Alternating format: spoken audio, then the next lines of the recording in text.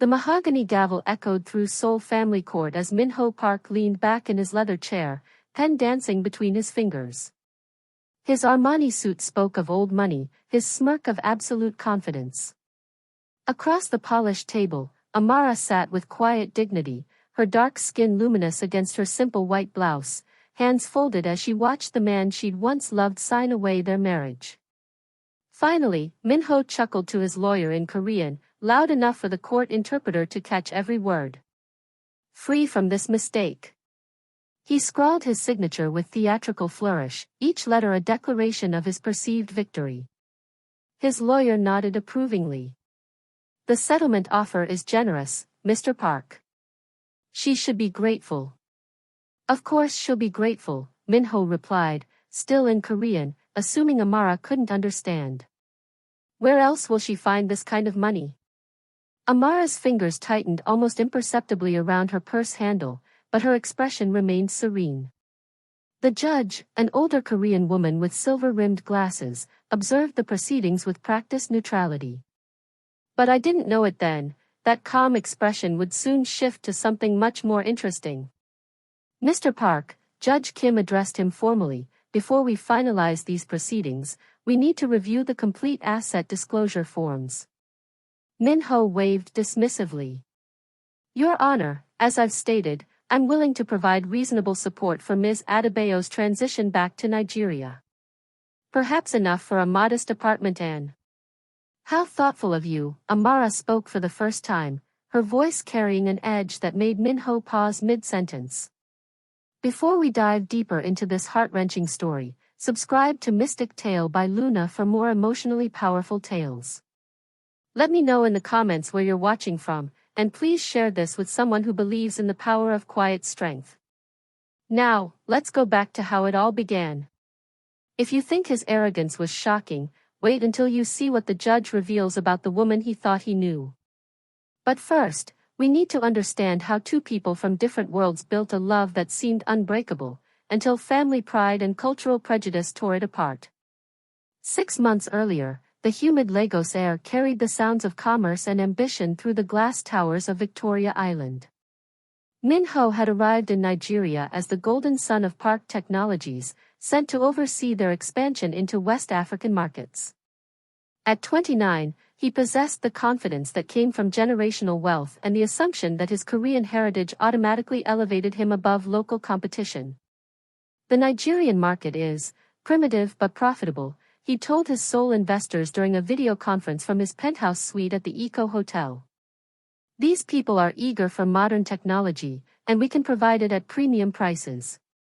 Looking back now, I realize how those words would later taste like ash in his mouth. The conference room at Sterling Business Center buzzed with energy as Nigeria's top tech entrepreneurs gathered for the West African Innovation Summit. Min-ho entered expecting to meet government officials and local distributors, people who would facilitate his company's dominance in this emerging market. Instead, he found himself seated across from Amara Adebayo. She commanded the room without raising her voice, her Oxford-accented English flowing seamlessly between technical specifications and market analysis. At 26, she possessed the kind of intelligence that made Harvard MBAs nervous, though Min-ho initially attributed her confidence to Western education covering up local limitations. Mr. Park, she addressed him during the networking break, extending a manicured hand that bore no wedding ring but spoke of quiet luxury. I understand Park Technologies is interested in sustainable partnerships rather than extraction-based business models. Her directness caught him off guard. Most local business people had approached him with obvious deference, but Amara spoke as an equal, something that both intrigued and slightly irritated him. Ms. Adebayo, he replied, noting how her name rolled off his tongue with unexpected pleasure. I'd be interested in hearing your perspective on sustainable partnerships. That should have been my first warning about making assumptions. Their first dinner took place at Shiro, Lagos's most exclusive Japanese restaurant, where a single meal cost more than most Nigerians earned in a month. Min-ho had chosen the venue deliberately, a display of wealth meant to impress what he assumed was a local entrepreneur struggling to make connections with international money. The omakase here is exceptional, he said, gesturing toward the chef's selection that would cost $800. I hope you don't mind that I took the liberty of ordering for us. Amara smiled, but something flickered behind her dark eyes. How thoughtful. Though I should mention, I'm actually a regular here. Chef Tanaka and I went to culinary school together in Tokyo. The comment landed like a stone in still water, creating ripples Minho couldn't quite interpret. How did a Nigerian woman attend culinary school in Tokyo?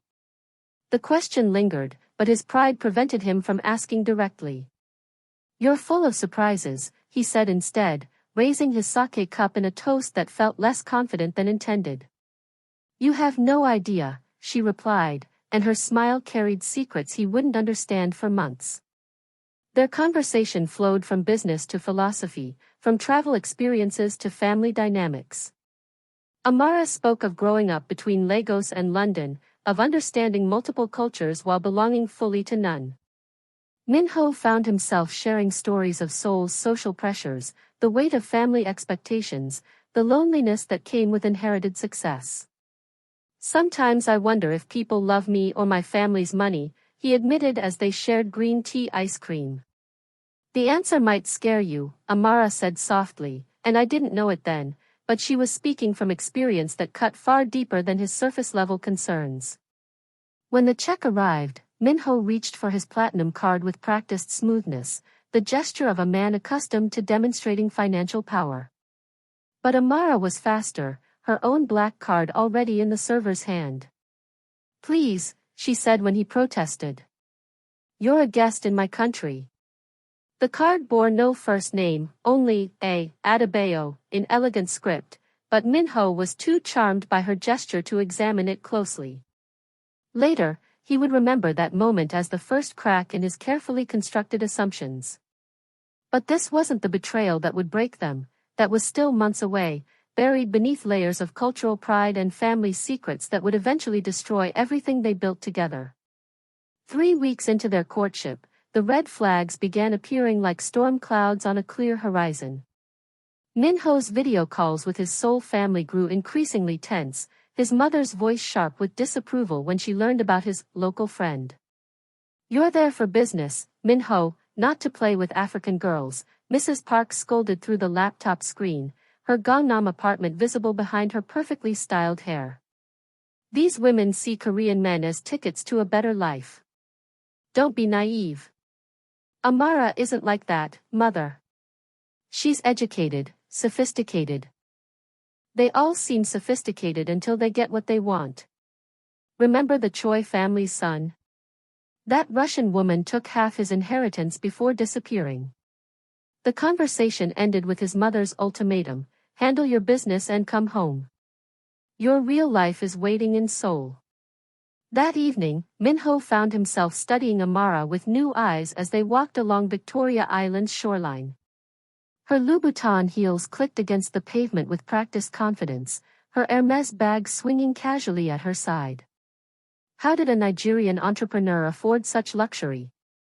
The question gnawed at him, but asking directly would reveal the ugly assumptions growing in his mind. My mother is traditional, he said carefully as they paused by the Lagos Yacht Club. She has concerns about our relationship. What kind of concerns? Amara's voice remained level, but her hand tensed in his. She worries about cultural differences. Financial disparities. She thinks African women date Korean men for money. The words hung between them like poison gas. Amara stopped walking, her dark eyes searching his face for signs of his own beliefs. And what do you think, Minho? I should have walked away when I heard the doubt creeping into his voice. But love makes us blind to the very warnings our hearts are screaming. I think, he said slowly, that I'm falling in love with you, regardless of what anyone else believes. It wasn't quite the ringing endorsement she needed, but it was enough to silence her growing concerns. For now. Have you ever ignored a red flag because your heart wanted to believe the best in someone? Share your story in the comments, it might help someone else recognize the signs. And if this story is hitting close to home, a like really helps spread these important messages. Their relationship deepened with the intensity of a Lagos thunderstorm, sudden, overwhelming, and impossible to ignore. Minho extended his business trip indefinitely, citing market complexities to his Seoul office while spending most of his time exploring Amara's Lagos with the wonder of a man discovering a new world. She introduced him to jollof rice at local bukkas, to Afrobeats concerts where his awkward dancing made her laugh until tears streamed down her cheeks, to art galleries in Ikoyi where local painters captured Nigeria's soul on canvas. In return, he shared Korean barbecue recipes, taught her basic Hangul, and played K-pop songs that made her roll her eyes but dance anyway. "You're not what I expected from a Korean businessman," she admitted one evening as they sat in her Banana Island apartment, the Lagos skyline glittering beyond floor-to-ceiling windows. "What did you expect? Someone more rigid, traditional, obsessed with hierarchy and status." Minho laughed, pulling her closer on the Italian leather sofa. "I am obsessed with status. But being with you makes me want to be better than the man my status created." The apartment itself should have triggered questions. Banana Island was Africa's most expensive real estate, where apartments cost millions and residents included heads of state and oil magnates. But love, I've learned, has a way of making us blind to obvious truths. What Minho didn't realize was that his assumptions about Amara's financial situation would soon lead to the kind of humiliation that changes a man forever. When Minho's parents announced their intention to visit Lagos, the precarious balance of their intercultural romance began to crumble. Mrs. Park arrived with the subtlety of a military invasion, her designer handbags and imperious attitude making clear her opinion of Nigeria before she'd even cleared customs. "This is where you've been wasting your time," she asked Minho during their first dinner at the Eco Hotel's penthouse restaurant, her voice carrying to nearby tables where other diners pretended not to listen. "Mother, please keep your voice down." "Why? Are you ashamed of me or ashamed of your choices?"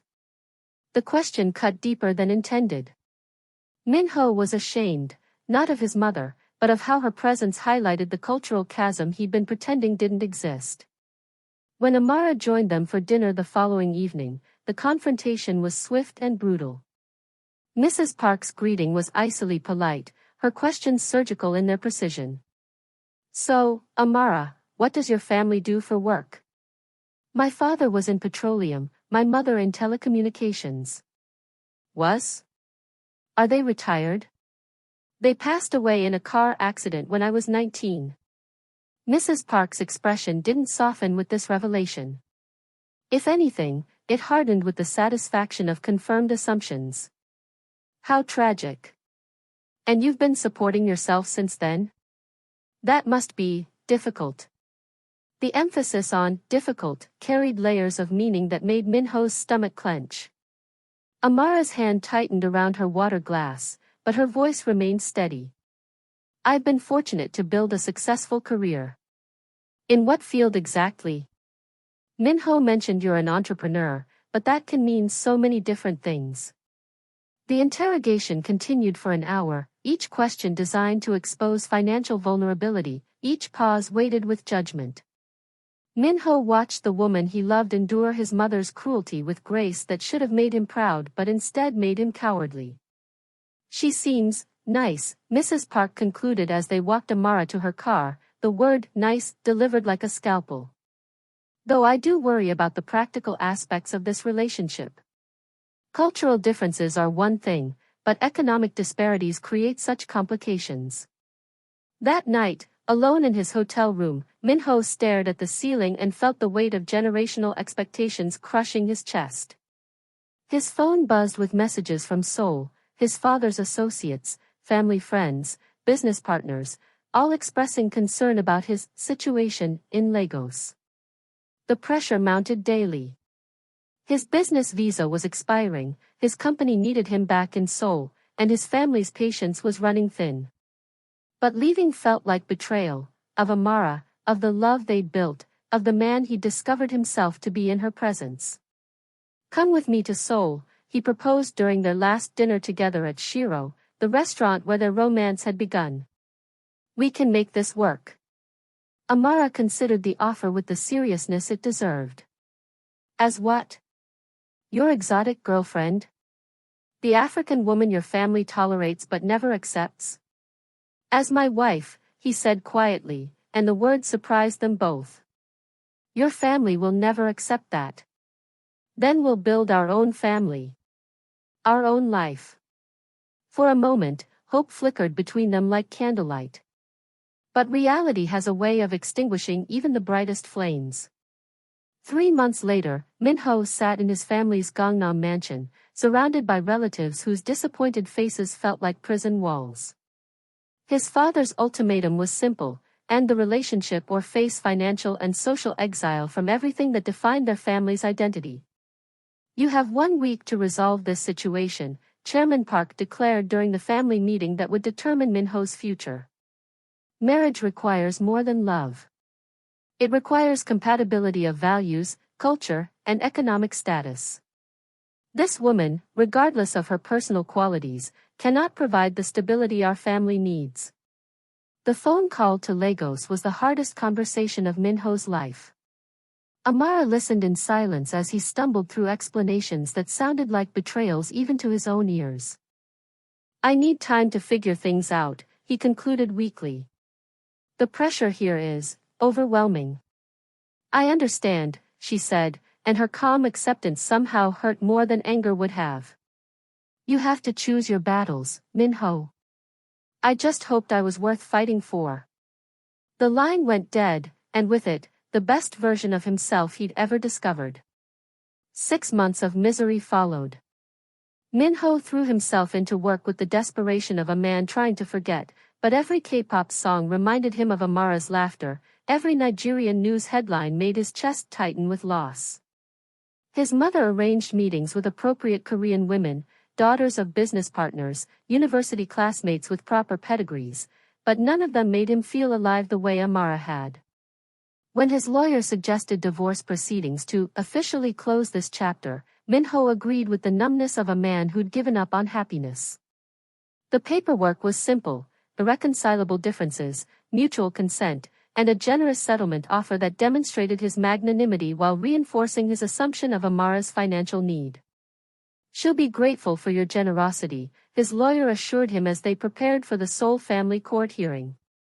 Most foreign women in these situations struggle significantly after divorce. If you're still here through all this pain, thank you. Stories like this aren't easy to tell or hear, but sometimes we need to feel the darkness to appreciate the light. If you haven't subscribed yet, now's the perfect time. And if you've ever been judged by your background or underestimated because of where you're from, share your story in the comments. Let someone else feel less alone in their struggles. The night before the divorce hearing, Min-ho couldn't sleep. He stood by his apartment window, looking out at Seoul's neon-lit skyline, and wondered if he was making the biggest mistake of his life. But pride is a powerful narcotic, and withdrawal seemed impossible. Amara had flown in from Lagos for the proceedings, staying at a modest hotel in Gangnam that his lawyer had recommended.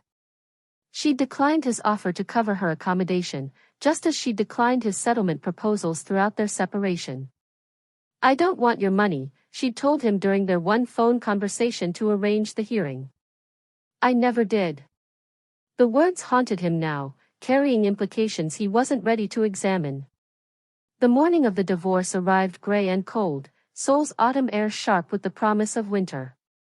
Min-ho dressed in his most expensive suit, armor for a battle he was no longer sure he wanted to win. Which brings us back to that mahogany courtroom, where his laughter echoed off polished walls and his pen danced between fingers that had once traced the curve of Amara's smile. Your Honor, Min-ho's lawyer interjected as Judge Kim shuffled through documents, my client has prepared a comprehensive support package for Ms. Adebayo's transition. We believe the terms are more than fair given the circumstances. Judge Kim's eyebrows rose slightly. Circumstances? The significant economic disparity between the parties. Mr. Park's family wealth versus Ms. Adebayo's limited resources. A strange sound escaped from the interpreter's booth, something between a cough and a laugh quickly suppressed. Judge Kim's expression grew increasingly curious as she examined the asset disclosure forms more carefully. Mr. Park, before we proceed with your generous settlement offer, I need to ensure we have complete financial transparency from both parties. She lifted a document that made Amara sit straighter in her chair. Ms. Adebayo, could you confirm the accuracy of your asset disclosure form? Yes, Your Honor, Amara replied quietly, her voice steady despite the tension crackling through the courtroom. Judge Kim adjusted her glasses and read aloud with the precision of someone savoring each word. Primary residence, Banana Island, Lagos, Nigeria. Estimated value, $2.8 million US. Investment portfolio, diversified international holdings valued at approximately $1.4 million US. And she paused, perhaps for dramatic effect, or perhaps to ensure she'd read correctly. Sole beneficiary of the Adebayo Family Trust, established 1987, current value, $4.2 million US, funded primarily through Nigerian petroleum investments. The silence that followed was deafening. Minho's pen slipped from suddenly nerveless fingers, clattering against the marble floor like a gavel of truth. The confident smirk melted from his face as understanding crashed over him in waves of shock, disbelief, and dawning horror. Then he froze. Completely, utterly froze.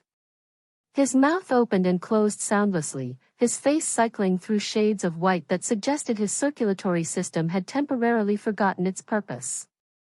The man who had spent months condescending to the poor African woman was learning that his monthly allowance from Park Technologies wouldn't cover her quarterly property taxes. Your Honor, his lawyer stammered, consulting documents with the frantic energy of a man watching his assumptions crumble. There must be some mistake. No mistake, Judge Kim replied calmly. Ms. Adebayo is what we might call independently wealthy. Very independently wealthy. Amara finally spoke, her voice carrying quiet dignity that had sustained her through months of condescension. I never needed your money, Minho. I needed your respect. Your belief that I was worth defending to your family.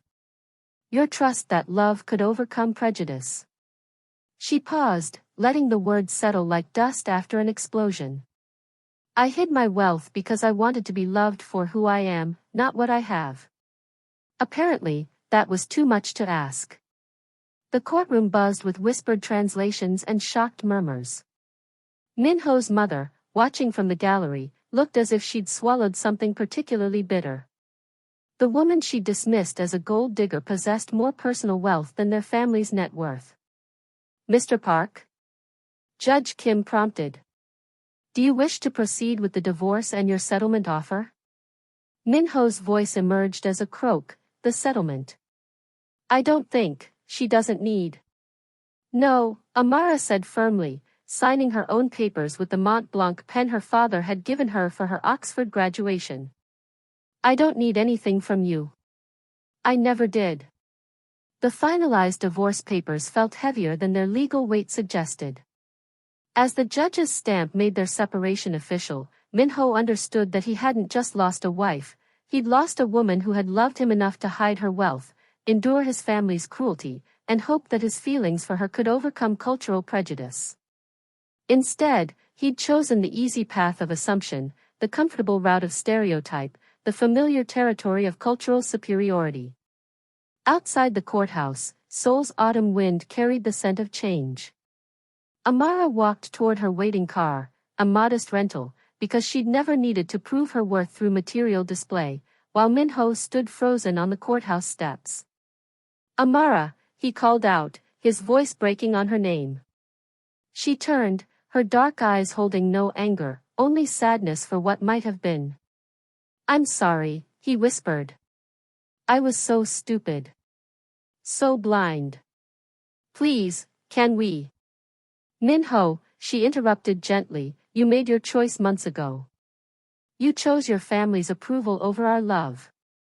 You chose their prejudices over your own heart. Money doesn't change that. But if I had known. But if I had known. That's exactly the problem. You should have defended me regardless of my bank account. Love isn't conditional on net worth. As her car pulled away from the curb, Minho remained on those courthouse steps, understanding too late that he'd divorced not just a woman, but a future filled with possibilities he'd been too prejudiced to see.